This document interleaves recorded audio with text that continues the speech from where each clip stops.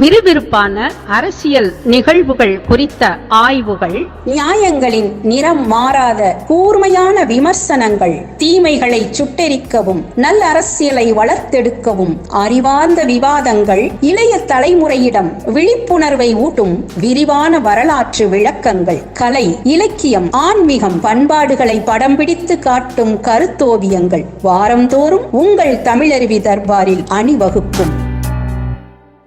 நேயர்களுக்கு வணக்கம். தமிழருவி தர்பாரின் மகாபாரத கதைகள் பகுதிக்கு உங்களை அன்போடு வரவேற்கிறேன். இந்தியாவின் மிக புராதனமான தலை சிறந்த இதிகாச கதையான மகாபாரத கதையை தெரியாதவர்கள் யாரும் இருக்க முடியாது. ஆனால் அதில் உள்ள கிளைக்கதைகள் நம் வாழ்வியல் நெறிமுறைகளோடு எப்படி ஒத்துப்போகிறது என்பது பற்றி விளக்கங்களுடன் நேயர்களுக்கு எடுத்துச் சொல்ல வேண்டும் என்பதற்காக மகாபாரத கதைகள் என்ற பகுதியை நாங்கள் தொடங்கியிருந்தோம். அதற்கு நேயர்களிடையே நல்ல வரவேற்பும் இருந்தது. சிலர் என்னிடம் கைபேசியில் தொடர்பு கொண்டு இது போன்ற நல்ல கதைகள் மூலமாக இளைஞர்களுக்கு வாழ்வியல் சார்ந்த அறக்கருத்துக்களை தொடர்ந்து சொல்ல வேண்டும் என்று கேட்டுக்கொண்டார்கள்.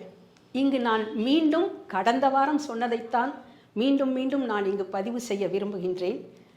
உலகம் முழுவதுமே கதைகள் படைக்கப்படுகின்றன. மக்கள் பலராலும் கதைகள் வாசிக்கப்படுகின்றன. ஆனால் நல்ல கதைகள் என்பது இப்போது அதனுடைய வரத்து மிக குறைவாகிவிட்டது. கதைகளை இப்போதுள்ள கதைகளை நாம் படித்தாலும் அந்த கதைகளின் தாக்கம் ஓரிரு நாட்கள் மட்டும்தான் நம் நினைவில் நிற்கிறது. பின்பு அதை நாம் மறந்து விடுகின்றோம். ஆனால் 2000 ஆண்டுகளுக்கு முன்னால் வந்த மகாபாரத இராமாயண கதைகள் மக்களிடையே பெரும் செல்வாக்கை பெற்றிருப்பது குறித்து மிகவும் வியப்பாக இருக்கின்றது. 2000 ஆண்டுகளுக்கு முன்னால் நம்முடைய முன்னோர்கள் வாழ்வியல் சார்ந்த பல கருத்துக்களை இந்த இதிகாச கதைகள் மூலம் எடுத்து சொன்னதை பார்க்கும் பொழுது அவர்கள் மீது நமக்கு மரியாதையும் மதிப்பும் அதிகரிக்கின்றன. இந்த மகாபாரதம் இராமாயண கதைகள் என்றும் அழியாத அமரத்துவம் வாய்ந்த இதிகாசங்கள். இவை நூல்களாக மட்டும் அல்லாமல் காட்சி வடிவில் தொலைக்காட்சி தொடர்களாகவும் திரைப்படங்களாகவும் மக்களிடையே பெரும் வரவேற்பை பெற்றிருக்கின்றன. ஒரு மனிதனுடைய இச்சை, சினம், கோபம், பொறாமை, போட்டி, தந்திரம், சூழ்ச்சி, நட்பு, காதல், அன்பு, குரோதம் போன்றவை காலச்சூழலுக்கு ஏற்ப எப்படி பரிணமிக்கின்றன என்பது பற்றி மகாபாரதம் உரைத்தது போல் வேற எந்த நூலும் உரைத்திருக்க முடியாது. அந்த வகையில் கடந்த வாரம் யயாதி மன்னன் கதையை பற்றி ஐயா நமக்கெல்லாம் எடுத்து சொல்லி ஆசை அடங்காது, ஆசையை துறந்தால்தான் ஞானத்தையும் முக்தியையும் அடைய முடியும் எனும் கருத்தை வெகு அற்புதமாக விளக்கி சொன்னார். இந்த வாரம் என்ன கதை சொல்லப் போகிறார் என்பதை நாம் பார்க்கலாம். ஐயாவை நாம் வரவேற்போம். வணக்கம் ஐயா. வணக்கம் வாசுகி. ஐயா, இந்த வாரம் என் மனதில் இருக்கின்ற ஒரு சந்தேகத்தை போக்குகின்ற ஒரு கதையாக உங்களிடம் நான் கேட்க வேண்டும் என்று நினைக்கிறேன். கர்மா என்று சொல்கிறார்கள். கர்ம வினை பயனை நாம் முழுவதும் அனுபவித்தே தான் ஆக வேண்டும் என்றும் சொல்கிறார்கள். பொதுவாக நம்முடைய இந்து சமயத்திலும் இந்த கர்ம வினைப்பலன் அழுத்தமாக வலியுறுத்தப்படுகின்றது. இந்த கர்மாவை பற்றிய சிந்தனைகள் மேலை நாடுகளிலும் இருந்ததா, அல்லது இந்த கர்மாவை மையமாக வைத்து ஏதேனும் கதைகள் எல்லாம் புனைந்திருக்கிறார்களா? கர்ம பலன் என்றால் என்ன, அதன் விளைவுகள் என்ன என்பதை பற்றி நேயர்கள் எளிதாக புரிந்து கொள்ளும்படியாக மகாபாரதத்தில் உள்ள ஏதேனும் ஒரு கதையை சொல்லுங்கள் ஐயா. அது கர்மா என்பது இந்து மதத்தில் மட்டும் அழுத்தமாக பேசப்படுவதில்லை. இந்தியாவில் இருக்கக்கூடிய மிக முக்கியமான மதங்களாக இந்து மதம், பௌத்தம், சமணம், பிறகு சீக்கிய மதம், இப்படி பல்வேறு மதங்கள் இருக்கின்றன. இஸ்லாம், கிறித்துவ மதம் ஆகியவற்றினுடைய பின்புலம் வேறு. அவை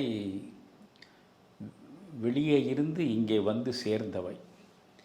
ஆனால் இந்த மண்ணில் நீண்ட நெடுங்காலமாக ஏறக்குறைய 2000 ஆண்டுகளுக்கு முன்பே இந்து மதம் மக்களிடையே இருந்திருக்கிறது. அதை இந்து மதம் என்று இப்பொழுது சொல்கிறோம். அது அந்த காலத்தில் வேதங்களை அடிப்படையாக கொண்டு விளங்கியதால் வைதீக மதம் என்றுதான் பெயர். அது சிந்து நதிக்கு அந்த பக்கத்தில் இருந்த அராபியர்கள் அவர்கள் ச சி என்பதையெல்லாம் அவர்களால் உச்சரிக்க முடியாது. அந்த சிந்து என்பதை அவர்கள் இந்து என்று சொல்லுவார்கள். அதனால் இந்த சிந்து நதிக்கு இந்த பக்கத்தில் இருந்த நாடு இந்தியா என்ற பெயர் பெற்றது. அந்த இந்தியாவில் பிறந்த மதம் இந்து மதம் என்று சொல்லப்படுகிறது. ஆனால் உண்மையில் இது தொன்று தொட்டு வேதங்களை மையமாக கொண்டு விளங்குவதால் வைதீக மதம் என்றுதான் இது அழைக்கப்படும். இந்த வைதீக மதம் என்பது வேதங்கள், உபநிடதங்கள் அவற்றை கொண்டு உருவெடுத்தன. அதற்கு பிறகு இதிகாசங்கள், மகாபாரதம், ராமாயணம், பிறகு ஏராளமான புராணங்கள், சாத்திரங்கள், இவை அனைத்தும் சேர்ந்து ஒரு கருத்தை உருவாக்குகின்றன. அந்த கருத்து என்பது தான் பிரின்சிபல் ஆஃப் கர்மா என்றும் சொல்லலாம், தியரி ஆஃப் கர்மா என்றும் சொல்லலாம். கர்ம வினை என்று சொல்வது. கர்மம் என்றாலே செயல், செய்வது தான். எனவே வினை என்றாலும் செயல்தான். இந்த செயலை மையமாக வைத்து பேசப்படுகிற அந்த இலக்கு தான் கர்ம வினை. இது இந்து மதம் ரொம்ப அழுத்தமாக சொல்கிறது. இந்து மதத்திலிருந்து முரண்பட்டு உருவான மதங்கள் தான் பௌத்தமும் சமணமும். பௌத்தத்தை இன்னும் சொல்லப்போனால் அதை மதம் என்று கூட சொல்லக்கூடாது. ஏனென்றால் ஒரு மதம் என்று சொன்னால் இறைவன், உயிரினங்கள், உலகம் என்ற மூன்றையும் மையமாக கொண்டு தான் எழுந்திருக்கும். ஆனால் பௌத்த மதத்தில் இறைவனை பற்றிய பேச்சே கிடையாது. சமணத்தில் இறைவன் மறுப்பாளர்கள், அவர்கள் இறைவனை ஏற்பதில்லை. அதனால் இவற்றையெல்லாம் நாம் தத்துவ தரிசனங்கள் அல்லது வாழ்வியல் கோட்பாடுகள் என்று நாம் வரையறை செய்து கொள்ளலாம். இந்து மதம் என்பது வேதங்களை அடிப்படையாக கொண்டது. வேதங்களை ஏற்காமல் அவற்றிலிருந்து முரண்பட்டு உருவானவை தான் சமண மதமும் பௌத்த மதமும். இதில் வியக்கத்தக்க ஒன்று என்னவென்றால், வேதங்களை மையமாக கொண்ட இந்து மதத்தை ஏற்காமல் புதிதாக பூத்தவை தான் சமணமும் பௌத்தமும். ஆனால் இந்து மதம் ஊழ்வினை பற்றி பேசுகிறது, மறுபிறப்பு பற்றி பேசுகிறது. இந்த ஊழ்வினையையும் மறுபிறப்பையும் சமணமும் ஏற்றுக்கொள்கிறது, பௌத்தமும் ஏற்றுக்கொள்கிறது. கர்மா என்பது ஒன்று, ரீபர்த் என்பது ஒன்று. ஆக இந்த வினைக்கு ஏற்றாற் போல பிறவி தொடர்ந்து நடைபெறும். இந்த பிறவி சுழற்சி, இந்த சுழற்சியிலிருந்து நீங்கள் விடுபட வேண்டுமென்றால் வினையிலிருந்து நீங்கள் விடுபட வேண்டும். எனவே இந்த வினைக்கும் இந்த மறுபிறப்புக்கும் இடையே நெருக்கமான தொடர்பு இருக்கிறது என்பது இந்து மதத்தினுடைய சாராம்சம். அதை அப்படியே மறுக்காமல் ஏற்றுக்கொள்கிறது பௌத்தமும் சமணமும். ஒரு மனிதன் அவனுடைய கர்மாவுக்கு ஏற்ற பலனை அனுபவிக்கிறான் என்பது எல்லா இந்துக்களும் நம்பக்கூடிய ஒரு கருத்தியலாக இருக்கிறது. அதாவது கடவுளை நம்பக்கூடிய இந்துக்கள் அனைவருமே கர்ம வினையின்படி தான் விளைவுகள் ஏற்படும் என்று ஒப்புக்கொள்கிறார்கள், அதை திடமாக நம்புகிறார்கள். இந்த கர்ம விளைவுக்கு ஏற்றாற் போலத்தான் அடுத்த பிறவி என்பதும் வாய்க்கும். நாம் நல்லனவற்றை செய்தால் அடுத்து நமக்கு நல்ல பிறவி கிடைக்கலாம், நாம் தீயவனவற்றை செய்தால் நமக்கு அடுத்த பிறவி மோசமான பிறவியாக வாய்க்கலாம் என்பது போன்ற அந்த மறுபிறப்பு ஊழ்வினை இரண்டும் பின்னி பிணைந்ததாக இருக்கின்றன. இப்பொழுது நாம் வள்ளுவரை பார்க்கிறோம். 2000 ஆண்டுகளுக்கு முற்பட்ட பேர் இலக்கியம்தான் திருக்குறள். அற இலக்கியம் அது. வள்ளுவர் கடவுளை நம்புபவர்.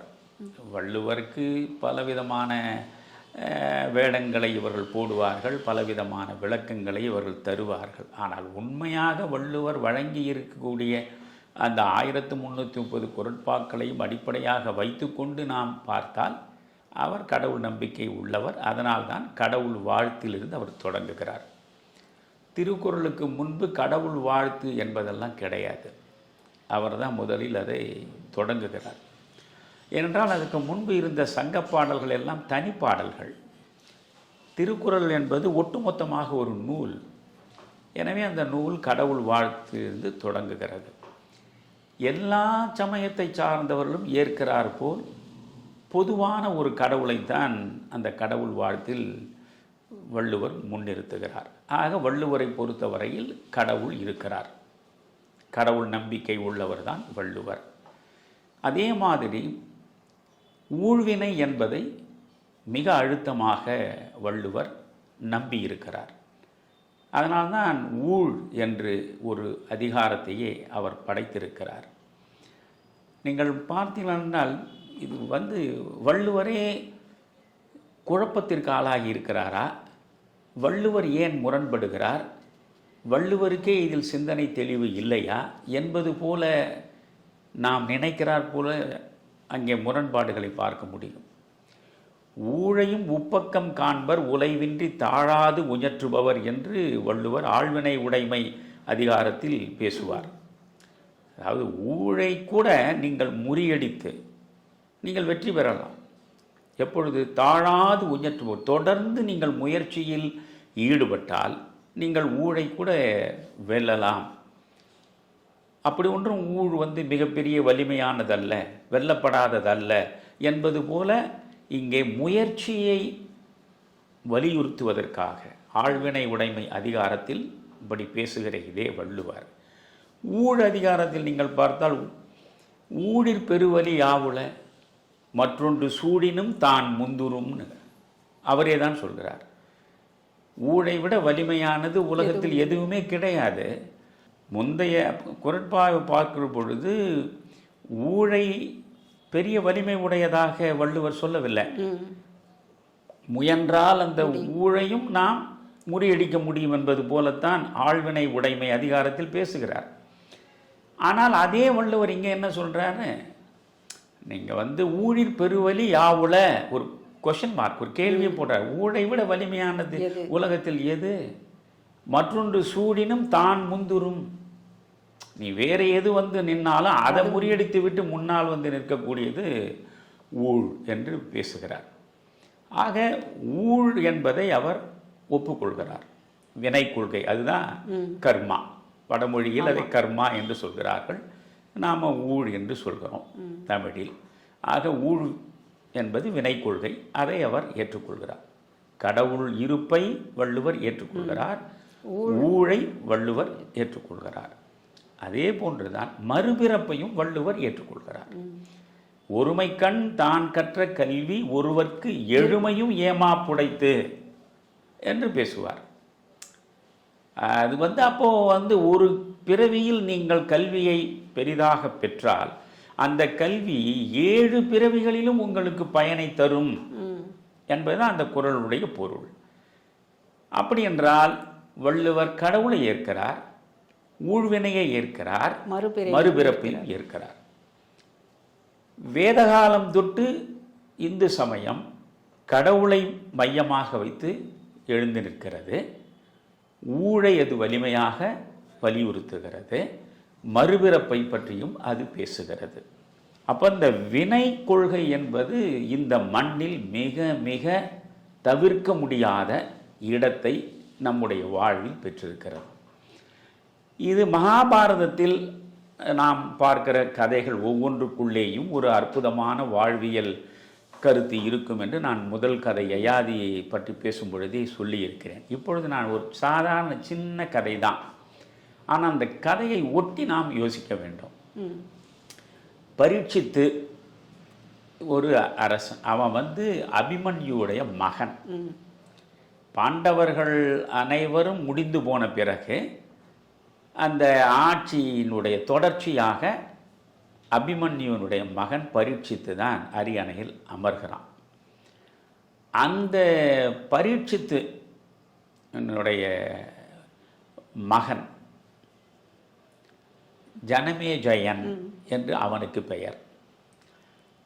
அந்த ஜனமேஜயன் ஆட்சிக்கு வருகிறான். பரீட்சித்து அகால மரணம் அடைகிறான். அகால மரணம் அவன் அடைந்ததனால் அதற்கு இளம் வயதிலேயே ஜனமேஜயன் ஆட்சிக்கு வருகிறான்.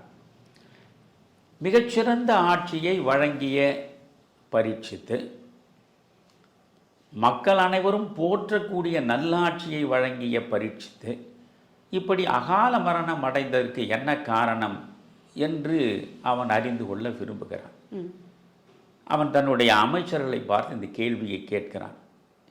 என்னுடைய தந்தை மிகச்சிறந்த நற்பண்புகள் நிறைந்தவர், அறத்தின் பார்ப்பட்டு தன்னுடைய வாழ்வை அமைத்து கொண்டவர், குடிமக்கள் அனைவராலும் பெரிதாக போற்றப்பட்டவர், மக்கள் நலன் கருதியே தன்னுடைய ஆட்சியை நடத்தியவர். இவ்வளவு சிறப்பியல்புகளை பெற்றிருந்த என் தந்தை மரணமடைந்ததற்கான காரணம் என்று கேட்கிறார். அப்பொழுது அமைச்சர்கள் சொல்கிறார்கள், ஒரு காரணம் இருக்கிறது ஐயா, அந்த காரணம்தான் இந்த கர்ம எப்படி வினை தொடர்கிறது என்பது. அதாவது உங்களுடைய தந்தை பரீட்சித்து அரசனாக அவர் இருக்கிற பொழுது அவர் ஒரு முறை கானகத்தில் வேட்டையாடச் செல்கிறார். அவருக்கு வேட்டையாடுவதில் பெரு விருப்பம் உண்டு. வேட்டையாடச் சென்றவர் ஒரு மானின் மீது அம்பை எய்துகிறார். அடிபட்ட மான் அவரிடமிருந்து தப்பி விடுகிறது. அந்த மானை துரத்தி கொண்டே இவர் ஓடுகிறார். மானை துரத்தி கொண்டே ஓடுகிற பொழுது வழியில் சமீகர் என்கிற ஒரு ரிஷி முனிவர், அவருடைய ஆசிரமம் இருக்கிறது. அந்த ஆசிரமத்தில் சமீகர் மோன தவத்தில் இருக்கிறார், சமாதி நிலையில் இருக்கிறார் என்று வைத்துக் கொள்ளுங்களேன். முழுமையான மோனத்தவம், வாய் மூடி மௌனமாக அவர் இருக்கிறார். அந்த நேரத்தில் இந்த பரீட்சித்து வருகிறான். வந்தவன் சமீகர் அமர்ந்திருப்பதை பார்த்து, முனிவரே, இந்த பக்கம் ஒரு மான் ஓடியதா என்று கேட்கிறான். அவர் வாயையே திறக்கவில்லை. அவர்தான் மௌன விரதம் இருக்கிறார்ல, மௌனம் தவமாக ஏற்றுபவர், மௌனத்தவம் அது. ஒரு வாய் திறக்கவில்லை. சரி, இவருக்கு சரியாக நாம் சொன்னது கேட்கவில்லையோ என்று கொஞ்சம் உரத்த குரலில், முனிவரே, இந்த பக்கம் ஒரு மான் ஓடி வந்ததா நீங்கள் பார்த்தீர்களா என்று இரண்டாவது முறையும் கேட்கிறார். அப்பொழுதும் அவரிடமிருந்து எந்த பதிலும் வரவில்லை. மூன்றாவது முறையும் குரல் எழுப்பி கேட்கிற பொழுதும் அவரிடமிருந்து எந்த மாற்றமும் இல்லை. அதனால் மன்னனுக்கு எரிச்சல் வருகிறது. மண்ணாளக்கூடிய மன்னன் நான் கேட்கக்கூடிய ஒரு கேள்விக்கு ஒரு சாதாரண முனிவனாக இருந்த நிலையில் பதில் சொல்லாமல் என்னை அவமானப்படுத்துகிறான் என்று நினைக்கிற அந்த தருணத்திலேயே அவனுக்குள் சினம் பொங்குகிறது. உடனே என்ன செய்கிறான், அந்த முனிவர் இருந்த இடத்துக்கு பக்கத்தில் ஒரு பாம்பு செத்து கிடக்கிறது. அந்த செத்து கிடக்கிற பாம்பை தன் வில்லினாலே எடுத்து அந்த முனிவருடைய கழுத்தில் போட்டுவிட்டு போய்விடுகிறான். இதுதான் அவன் செய்தது. முனிவருடைய கழுத்தில் அவன் போட்டுவிட்டு புறப்பட்டான். அதற்கு பிறகு இந்த சமீகர் என்கிற இந்த முனிவர் கொஞ்சமும் கவலைப்படவில்லை. அதே மோனத்தவ நிலையிலே தான் அவர் இருக்கிறார். அந்த செத்துப்போன பாம்பு கழுத்தில் இருக்கிற பொழுதும் மோனத்தவ நிலையில் தான் இருக்கிறார். அப்பொழுது அவருடைய மகன் ஸ்ருங்கி என்று அவருக்கு பெயர். இந்த ஸ்ருங்கி வெளியே சென்றிருந்தவன் வருகிறான் தந்தையிடம். பார்த்தால் தந்தையினுடைய கழுத்தில் ஒரு செத்த பாம்பு கிடக்கிறது. அதற்கு பிறகு இவர் தன்னுடைய மோனத்திலிருந்து விடுபடுகிறார். மோனத்திலிருந்து விடுபட்ட தந்தையை பார்த்து மகன் ஆறாத சினத்தோடு கேட்கிறான், யார் இந்த காரியத்தை செய்தது? உங்கள் கழுத்தில் இப்படி ஒரு செத்த பாம்பை போட்டவன் யார் என்கிற பொழுது, பரீட்சித்து நம்மை ஆளுகிற அரசன் அவன் ஏதோ ஒரு மானை தேடிக்கொண்டு போனான். அந்த நேரத்தில் நான் மௌனத்தில் ஆழ்ந்திருந்தேன். இந்த மான் எந்த பக்கம் போனது என்று கேட்டான். என்னுடைய மௌனம் கலையாத நிலையில் நான் வெறுமனே பதில் சொல்லாமல் இருந்துவிட்டேன். அதனால் எரிச்சல் அடைந்தவன் இந்த செத்த பாம்பை தூக்கி என் கழுத்திலே போட்டுவிட்டு போனான். இதுதான் நடந்தது என்று. இவ்வளவு பெரிய மகரிஷி, எவ்வளவு பெரிய ஞானி, கேவலம் ஒரு மன்னன் இப்படி உங்களை அவமதிப்பதா? தந்தையை அவமதித்தால் அதை ஒரு மகனால் சகிக்க முடியுமா? அடங்காத சினம் வருகிறது. உடனே அவன் என்ன செய்கிறான்? இந்த மாதிரி என்னுடைய தந்தையின் கழுத்தில் செத்த பாம்பை போட்டவன் அந்த பரீட்சித்து இன்று முதல் 7வது நாளில் அவன் பாம்பினால் தீண்டப்பட்டு அவன் சாவை சந்திப்பான். அதுவும் தட்சகன் என்கிற பாம்பினால். அதுதான் பாம்புக்கு அரசன். மிக கொடுமையான விஷத்தை கொண்ட பாம்பு தட்சகன்.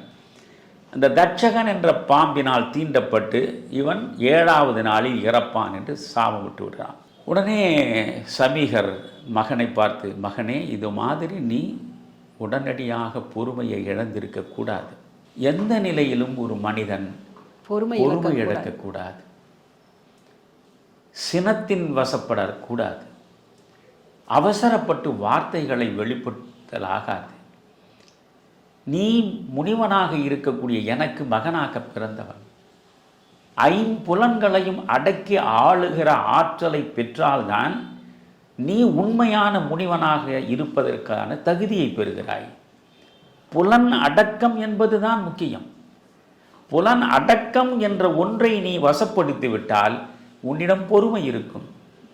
உனக்குள் சினம் பொங்கி எழாது. நீ எதற்கும் அவசரப்பட மாட்டாய். வார்த்தைகளை விரயப்படுத்த மாட்டாய். இப்பொழுது நீ இந்த ஒரு சாதாரண செயலுக்காக 7வது நாளில் மன்னன் இறப்பான், தட்சகன் என்கிற பாம்பு தீண்டு இறப்பான் என்று நீ சாபம் விடுத்திருக்கிறாயே, கொஞ்சம் யோசித்துப்பார். அரசன் என்பவன் யார்? ரொம்ப அழகான இடம் அது. கதை ரொம்ப சாதாரணம்தான். அதில் அரசனுக்குரிய இலக்கணமெல்லாம் பேசப்படும். இந்த சமீகர் மூலமாக அரசன் யார்? மக்களை நேசிப்பவனாகவும் இருக்க வேண்டும், மக்களால் நேசிக்கப்படுபவனாகவும் இருக்க வேண்டும். எவ்வளோ அழகான விஷயம் பாருங்க. அரசன் மக்களை நேசிக்கிறான் என்பது ஒரு பக்கம். அரசனை மக்கள் அனைவரும் அந்த அரசனை நேசிக்க வேண்டும். மக்கள் அனைவரும் அரசனை நேசிக்க வேண்டும் என்றால் அந்த அரசன் எப்படிப்பட்ட நல்லாட்சியை வழங்கக்கூடியவனாக இருப்பான்?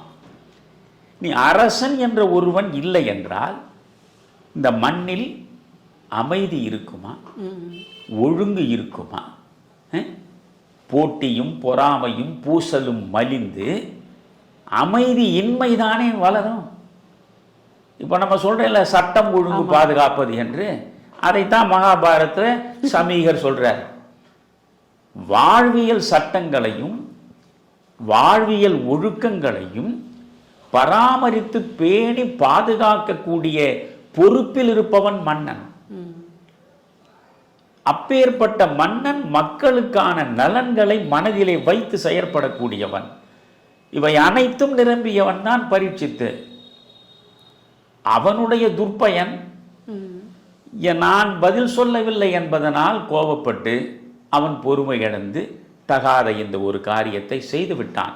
ஆனாலும் அவன் நம்முடைய மன்னன். அந்த நிலையில் நீ மன்னன் என்ற இடத்தில் வைத்து அவனை பார்த்து இதை நீ தவிர்த்திருக்க வேண்டும்.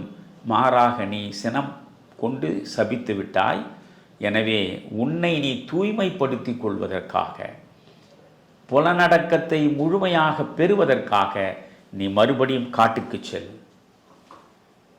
காட்டிற்குள்ளே சென்று பலகாலம் இருந்து முற்றாக புலனடக்கம் முழுவதையும் பெற்ற பின்பு இங்கே வா என்று சொல்வீர்கள். இப்போ புலன் அடக்கம் என்பது எவ்வளவு முக்கியமானது என்பதை இந்த சமீகர் வாயிலாக மகாபாரதம் வலியுறுத்துகிறது. இன்னா செய்தார்க்கும் இனியவே செய்யாக்கால் என்ன பயத்ததோ சால்பு.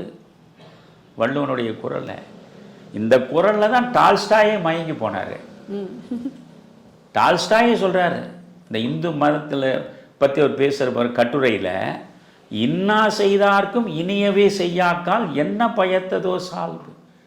ஒருவன் எனக்கு தீங்கு விளைவித்தாலும் அந்த தீங்கை மனதிலே வைத்திருக்காமல் தீங்கு விளைவித்தவனுக்கு நான் நன்மையை செய்ய வேண்டும். அதுதான் உண்மையான நற்குணத்தின் அடையாளம் என்று பேசுகிற அந்த குரல் இருக்கிறதோ நமக்கு இலக்கணமாக. இந்த சமீகர் அந்த இலக்கணப்படி தன் வாழ்வை வகுத்து கொண்டவர். உடனே அவர் என்ன செய்கிறார், தன்னுடைய சீரனை அழைத்து, இப்படி என் மகன் அவசரப்பட்டு ஒரு சாபம் விட்டு விட்டான். 7வது நாளில் தட்சகன் என்ற பாம்பினால் தீண்டப்பட்டு பரீட்சித்து மரணத்தை தழுவுவான் என்று அவன் சாபம் விட்டிருக்கிறான். அவன் இட்ட சாபம் நிச்சயம் பலிக்கும். அதிலிருந்து எப்படி தன்னை காப்பாற்றிக் கொள்வது என்பதை பரீட்சித்து யோசித்து தன் உயிரை காப்பாற்றிக் கொள்ள ஆவண செய்யட்டும் என்று ஒரு சொல்லி அனுப்புகிறார். இந்த செய்தி வந்து சேர்ந்த உடனே பரீட்சித்து அதிர்ச்சி அடைகிறான். ஒரு பக்கம் 7வது நாள் நாம் இறக்கப் போகிறோம் என்ற சாபம் அவனுக்கு அதிர்ச்சியை தருகிறது. அதே நேரத்தில் நாம் எந்த முனிவர் மீது கோபப்பட்டு செத்த பாம்பை அவர் கழுத்தின் மீது வீசிவிட்டு வந்தோமோ அந்த முனிவர் நம்மை காப்பதற்காக ஒரு சீடன் மூலமாக இந்த செய்தியை அனுப்பியிருக்கிறார் என்றால் எப்பேற்பட்ட மகரிஷியாக இருக்க வேண்டும் என்றும் அவன் வியக்கிறான். உடனே 7வது நாளில் இறப்பு வருவதை தடுப்பது எப்படி என்று யோசித்து ஒற்றை தூணின் மீது ஒரு மாளிகையை எழுப்புகிறான். அந்த மாளிகைக்குள்ள தனக்கு எந்த துன்பமும் வந்துவிடக்கூடாது என்பதற்காக இந்த நாகம் தீண்டினால் அந்த விஷத்தை முறிப்பதற்கான மருத்துவர்கள், காலத்தை கணிக்கக்கூடியவர்கள், சோதிடர்கள், இப்படி ஏராளமானவர்களை தன் பக்கத்தில் வைத்துக் கொள்கிறான். எந்த நிலையிலும் அந்த மரணம் நம்மை வந்து சேர்ந்து விடக்கூடாது என்று அவன் இவ்வளவு பெரிய பாதுகாப்பு அரணை உருவாக்கி கொண்டு உட்கார்ந்திருக்கிறான். 6 நாட்கள் முடிந்து விட்டன. எந்த பிரச்சனையும் இல்லை. 7வது நாள் பிறக்கிறது. அந்த நேரத்தில் காஷ்யபர் என்கிற ஒரு மிகப்பெரிய ஆற்றல் வாய்ந்த முனிவர் அவர் இது போன்ற ஒரு சாபம் பரீட்சித்துக்கு வழங்கப்பட்டிருக்கிறது. 7வது நாளில் தட்சகன் என்கிற பாம்பு தீண்டி அவர் இறந்து விடுவார் என்ற செய்தியை அறிந்த உடனே இந்த பரீட்சித்தை பார்ப்பதற்காக அவர் வருகிறார். காரணம், எவ்வளவு கடுமையான பாம்பின் விஷமாக இருந்தாலும் அந்த விஷத்தை முறிக்கக்கூடிய மந்திரம் அவருக்கு தெரியும்.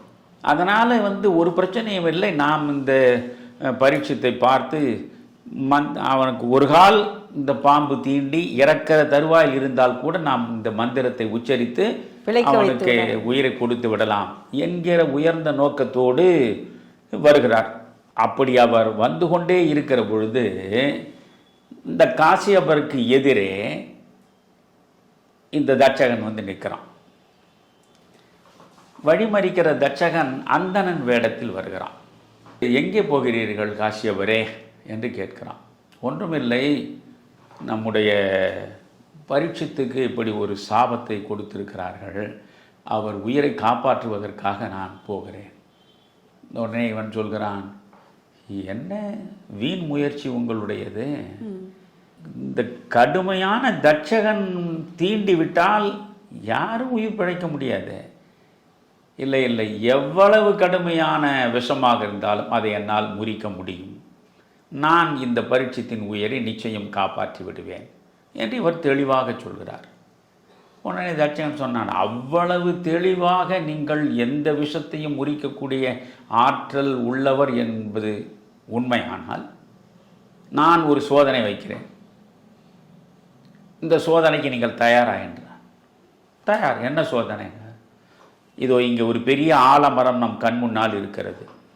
இந்த ஆலமரத்தை அவன் உண்மையை சொல்லிடுறான். நான் தான் தட்சகன், நான் அந்தன் வேடத்தில் வந்திருக்கிறேன், நான் தான் தட்சகன், நான் தான் கொல்லப் போகிறேன் பரீட்சித்தை. இப்பொழுது நீங்கள் தடுக்க வந்திருக்கிறீர்கள். என்னுடைய விஷத்தையே முறிக்கக்கூடிய ஆற்றல் உங்களுக்கு இருப்பதாக வேறு பெருமையாக பேசுகிறீர்கள். எதிரே ஒரு பெரிய ஆலமரம் இருக்கிறது. இந்த ஆலமரத்தை நான் சுற்றி என் பற்களால் நான் கடிக்கிறேன். அடுத்த கணமே இந்த ஆலமரம் எரிந்து சாம்பலாகிவிடும். அப்படி எரிந்து சாம்பலான நிலையில் அந்த ஆலமரத்தை மறுபடியும் நீங்கள் உயிர்ப்பித்து மரமாக மாற்றினால் உங்கள் ஆற்றலை நான் ஒப்புக்கொள்கிறேன்னா. அவ்வளவுதானே, ஆகட்டும், உன் வேலையை நீ செய் என்றார் காட்சியபர். இவன் போய் அந்த மரத்தை அப்படியே தன் வாளால் சுற்றி பல்லால் அழுத்தமாக கடிக்கிறார். அந்த கணத்திலேயே அது பற்றி எரிந்து சாம்பலாகி விடுகிறது. அதற்கு பிறகு எந்த பதற்றமும் இல்லாமல் காட்சியபர் சென்று அந்த சாம்பல் முழுவதையும் ஒன்றாக எடுத்து குவித்து இவர் தனக்கான மந்திரத்தை உச்சரிக்கிறார். மீண்டும் அந்த மரம் எழுந்து விடுகிறது. அரண்டு போகிறான் தட்சகன், யோசிக்கிறான். உடனே சொல்கிறான், தயவு செய்து அங்கே தான் ஒரு வார்த்தையை நீங்கள் பார்க்கணும். அங்கே மகாபாரதத்தில் இந்த கதையில் அந்த இடத்தில் இந்த வார்த்தையை மிக முக்கியமாக வாக்கியம் அதை கொண்டு வந்து சேர்க்கிறான். விதியின் பாதையில் காட்சியபரே குறுக்கிடாதீர்கள். விதியின் பாதையில் யார் குறுக்கிட்டாலும் வெற்றி பெற முடியாது. இப்பொழுது நீங்கள் இந்த விஷத்தை முறித்து விட்டீர்கள், மறுபடியும் மரமாக்கி விட்டீர்கள். ஆனால் அவனுடைய ஆயுள் முடிய வேண்டும் என்பது விதி. இன்னும் சில நாளில் அவன் இறக்க வேண்டும் என்பது விதி. அந்த விதியை நிறைவேற்றுகிற கருவிதான் நான். இப்பொழுது நீங்கள் இவ்வளவு பேராற்றல் பெற்ற மகான், நீங்கள் சென்று அவனுக்கு உயிர் கொடுக்க முயன்று முடியாமற் போனால் பெருமையழிந்து நிற்பீர்கள். அதனால் இன்றைக்கு இந்த சோதனையில் நீங்கள் வெற்றி பெற்றாலும் விதியை வெல்ல முடியாது. விதிப்படி அவன் இறந்தாக வேண்டும். உங்களுக்கு என்ன தேவை? பரீட்சித்து உயிரை காப்பாற்ற வேண்டிய அவசியம் என்ன என்று கேட்கிறான். காட்சியபர் சொல்கிறார், ஒன்றுமில்லை, அவன் உயிரை காப்பாற்றினால் எனக்கு அவன் பெரிய அளவுக்கு செல்வத்தை கொடுப்பான், நான் அதை ஏற்றுக்கொண்டு செல்வேன் என்றார். அவ்வளவுதானே. பரீட்சித்து எவ்வளவு செல்வத்தை கொடுப்பானோ அதை விட பல மடங்கு கூடுதலாக உங்களுக்கு கொடுக்கிறேன் என்று சொல்லி ஏராளமான சன்மானத்தை அவருக்கு கொடுக்கிறான். அதை வாங்கி கொண்டு காட்சியபர் அழகாக திரும்பி விடுகிறார். இப்பொழுது இவன் என்ன செய்கிறான்? ஏழாவது நாள் மெல்ல காலையிலிருந்த நேரம் அப்படியே கடந்து பகலும் முடிந்து மாலை பொழுது வருகிற நேரம். ஆஹா, இன்னும் கொஞ்ச நேரத்தில் சூரியன் மறைந்துவிடும், 7வது நாளும் முடிந்துவிடும், நாம் சாபத்திலிருந்து தப்பி விடுவோம் என்று மனநிறைவோடும் மகிழ்ச்சியோடும் பரீட்சித்து அமர்ந்திருக்கிறான். அந்த நேரத்தில் இவன் என்ன செஞ்சான்? தட்சகன் இந்த பாம்புகள் அனைத்தையும் அழைத்து எல்லாரையும் ரிஷிகளாக வேடம் தரிக்க செய்து ஒவ்வொரு பெரிய பழக்கூடையை கொடுத்து நீங்கள் போய் பரீட்சித்தை பாருங்கள். பரீட்சித்து யாரையும் அனுமதிக்க மாட்டான். ஆனால் ரிஷிகள் வந்து இருக்கிறார்களே, அதனால் ரிஷிகள் வருவதை தடுக்காதீர்கள் என்று சொன்னதும் இவர்கள் உள்ளே போனார். போய் பழக்கூடையை கொடுத்தார்கள். அவன் அந்த பழக்கூடையை வாங்கினான். சுற்றிலும் அமைச்சர்கள் எல்லாரும் இருக்கிறார்கள். உடனே இந்த பழக்கூடையில் இருக்கிற பழங்களில் ஆளுக்கு ஒரு பழத்தை எடுத்துக்கொள்ளுங்கள் என்று பரீட்சித்து கொடுக்கிறான். விதி அது மட்டும் இப்படித்தான் முடியும் என்றால் ஒருவராலும் மாற்ற முடியாது. விதி எனும் ஒன்றை நீ வெல்வதும் உண்டு கான். விதியை நீ வெல்வ எப்ப தெரியுமா? வெல்வதும் விதி என வேதம் உரைத்ததா. நீ விதியை வெல்லணும்னு ஒரு விதி இருக்கணும், அப்பதான் அதை வெல்ல முடியும். அப்பதான் அந்த விதியை வெல்ல முடியும். அப்ப அந்த அளவுக்கு விதி வலிமையானது. சரி, இப்ப இவ்வளவு பழத்தை ஆளாலும் கொடுத்தான். கொடுத்துட்டு இவன் ஒரு பழத்தை எடுத்தான். அந்த பழத்துக்குள்ளதான் தட்சகன் புழு வடிவத்தில் மறைந்திருக்கிறான்.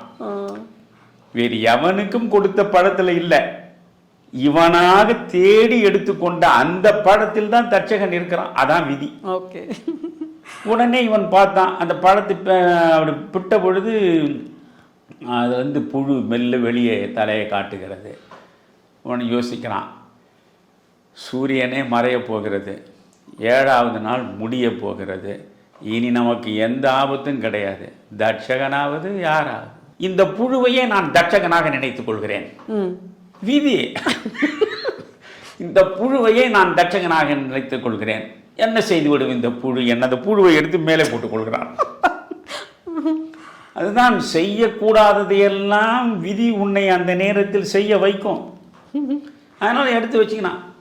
இதை எடுத்து உடம்பின் மீது வைத்த அடுத்த கணமே அட்சகன் பாம்பாக உருவெடுத்து அவன் உடல் முழுவதையும் சுற்றி அவனை தீண்டி அவன் மரணத்தை அடைந்தான்.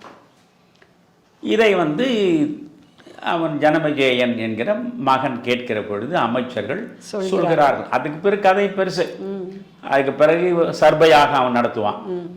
இந்த தட்சகனையும் உலகத்தில் பாம்பு கூட்டமே இல்லாமல் மொத்தமாக அழித்து விட வேண்டும் என்பதற்காக அவன் ஒரு சர்பயாகம் நடத்துவான். அந்த சர்பயாகம் நடத்துகிற பொழுது எல்லா பாம்புகளும் வந்து வந்து வந்து அந்த வேள்வி தீயில விழுந்து எல்லாம் கருகி சாகும்.